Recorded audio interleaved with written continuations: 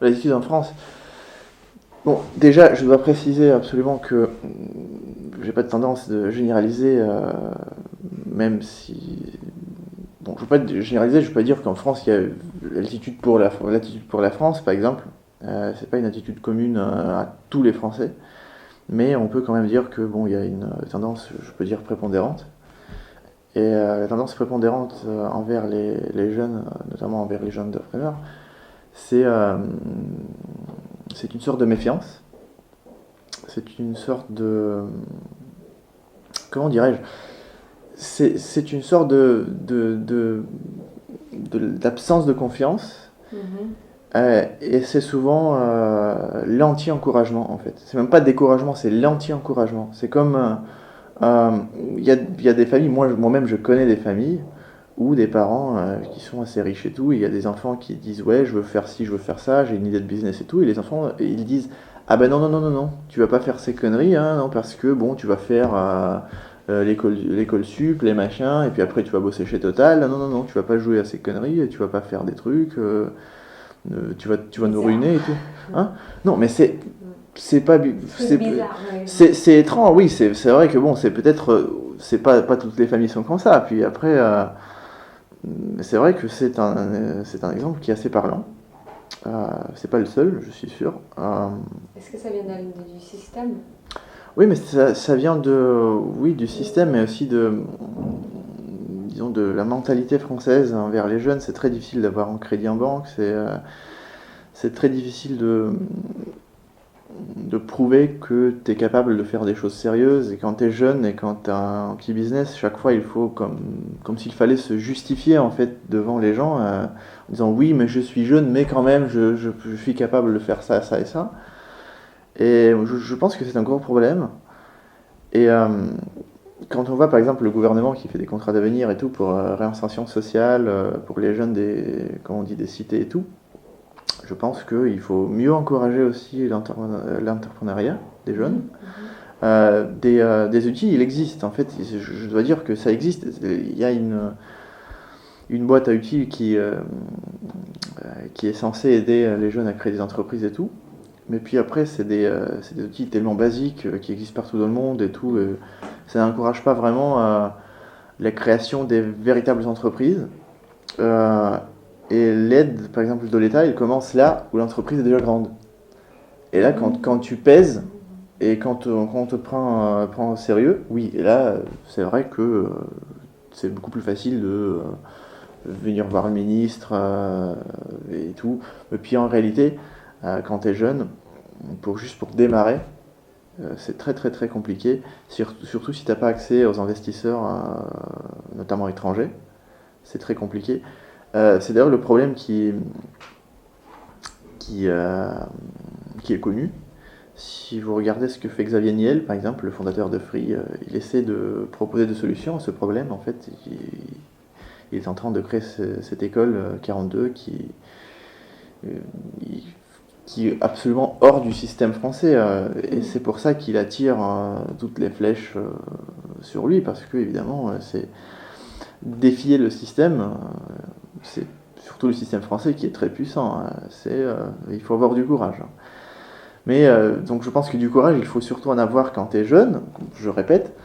Et c'est pour ça que, par exemple, les espaces de coworking comme Mutinerie, c'est très important parce que les jeunes se parlent, ils voient qu'ils ne sont pas seuls, qu'ils peuvent travailler ensemble, qu'ils peuvent faire des projets, qu'il y a des autres qui font des projets, qui réussissent. Euh, et voir la réussite des autres, souvent, ça encourage.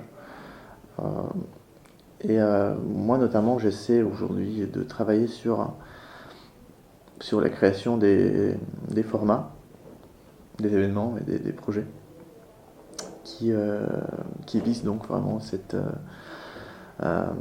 qui visent à encourager les gens à créer, à faire des choses, à faire des business, à les brancher aux investisseurs, aux spécialistes, aux maîtres de business internationaux. Et j'espère que d'ici un an, on verra bien les résultats de ce travail-là.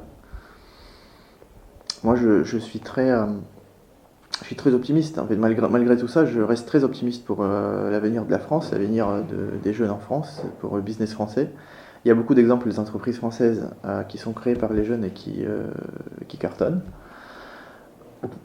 Il n'y en a peut-être pas autant qu'aux États-Unis, par exemple, mais bon, il faut dire que le pays est aussi un peu plus petit. Tu as parlé aussi des faillites, l'esprit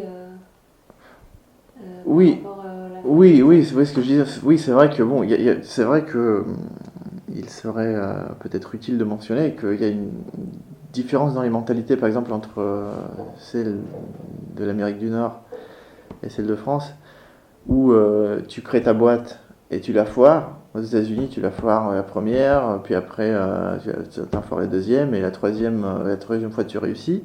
Et on te félicite, on te dit, ah bah écoutez, monsieur, c'est super, franchement, vous avez réussi avec juste votre troisième boîte, c'est super bien, on vous félicite et tout. En France, si tu commences une affaire plus ou moins sérieuse, et puis après ça marche pas, c'est une espèce de honte, de saut de honte qui t'accompagne toute la vie, quoi. Et tu vas voir un banquier et tu dis bah voilà, j'avais eu cette expérience mauvaise, mais maintenant j'ai une autre idée qui est peut-être meilleure. Et la banque dit oh non non non non, bah écoutez, vous savez pas gérer, mais c'est n'importe quoi et tout. Et j'espère qu'un jour ça va s'améliorer. Mais puis après, il faut dire que bon, aujourd'hui, on vit dans un monde beaucoup plus globalisé, hein, je peux dire. Donc il y a beaucoup plus, on a accès à beaucoup plus de ressources. Il y a des ressources en dehors de la France. Les faire venir en France, c'est un des grands objectifs. Il y a des investisseurs qui ont beaucoup de capital, qui s'intéressent aux projets à risque en Europe, des investisseurs en Russie, aux États-Unis. Il y a des projets en Chili, beaucoup de projets au Brésil par exemple, en Asie. C'est des gens qui cherchent des projets à investir. Et je vois pas pourquoi la France ne pourrait pas devenir un des hubs intellectuels, disons, pour les projets internationaux et grand générateur des projets dans le numérique notamment, mais pas que, pour attirer le capital international de tous les pays possibles. Et moi, je suis sûr que c'est un travail qui doit être fait pour reformater un peu cette image des jeunes entrepreneurs en France. Et c'est un travail qui sera absolument fait un jour, parce que bon, il faut mettre à jour un peu la mentalité par rapport au reste du monde. Je ne veux pas dire qu'il faut abandonner le modèle français ou il faut appliquer le modèle anglo-saxon ou un truc comme ça. Non, pas du tout. Il faut juste adopter le modèle français qui existe, qui marche plutôt bien, quoi qu'on dise, mais le mettre à jour pour qu'il reste compétitif.